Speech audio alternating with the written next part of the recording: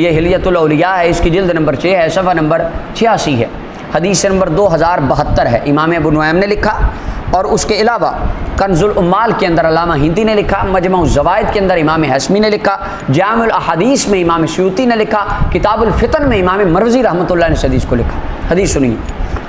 اب اس کے اندر عقیدہ حاضر و ناظر کی کمال کی وضاحت اور ایکسپلینیشن رسول اللہ صلی اللہ علیہ وسلم نے خود فرما دی، اور حدیث یہ حسن درجے کی حدیث ہے۔ عبداللہ ابن عمر فرماتے ہیں قال رسول اللہ صلی اللہ علیہ وسلم، نبی صلی اللہ علیہ وسلم نے فرمایا ان اللہ عز وجل قد رفع لی الدنیا، فرمایا اللہ نے میرے لیے دنیا کو اٹھا دیا، فانا انظر الیہا، فرمایا میں دنیا کے اندر دیکھ رہا ہوں، والی ما هو کائن فیہا الی یوم القیامہ، اور اس دنیا میں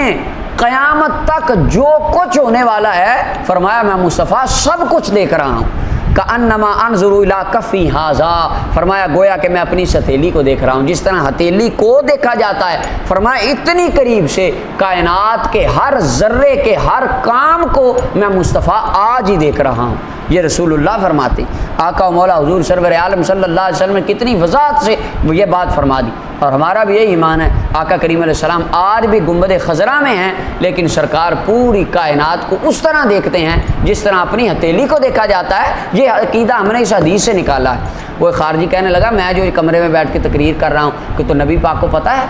اور تو سنیوں سے پوچھو، کہیں گے ہاں نبی پاک کو پتہ ہے، تو سنیوں سے پوچھوں کہ کون سی وحی آئی ہے تمہیں جو تمہیں پتہ چل گیا؟ ہم کہتے ہیں یہ دیکھیں یہ رسول اللہ کا فرمان وحی بن کے آیا ہمارے پاس کہ ہمارے آقا و مولا کو ہر چیز کا پتہ ہے۔ عبداللہ بن مبارک اپنی سند کے ساتھ حدیث لکھتے ہیں، انہ سمع سعید بن المسیب، جناب سعید بن مسیب رضی اللہ عنہ سے آگے پیچھے دو راوی، پوری سند یہاں پر ہے، فرماتے ہیں لیس من یوم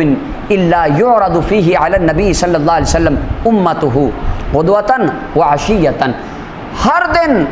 نبی صلی اللہ علیہ وسلم کی بارگاہ میں سرکار کی پوری امت کا نقشہ پیش کیا جاتا ہے، فیعرفہم بسیماہم، رسول اللہ اپنے غلاموں کو اور صبح اور شام 2 مرتبہ پیش کیا جاتا ہے پوری امت کو،